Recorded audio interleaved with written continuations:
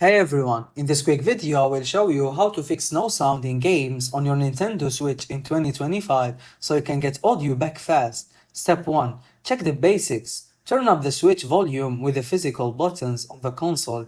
If you are docked, make sure your TV volume isn't muted. Step 2. Verify audio settings. Go to System Settings, TV Output. If you are using a dock, make sure the audio is set to stereo or surrounded, depending on your setup. Test with and without headphones. Plug in wired or Bluetooth headphones if you hear sound through them but not speakers. The issue is with your output settings or TV connection. Step 4. Power cycle your Switch. Hold the power button for 12 seconds, then restart it. This clears the temporary glitch that can mute games. Pro tip: if you are docked and still getting no sound, try new HDMI cable or switch to another TV port.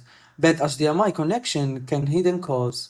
And that's it. Check the volume, fix audio settings, test headphones, restart and verify game options. One of these steps almost always restores sound. Thanks everyone for watching.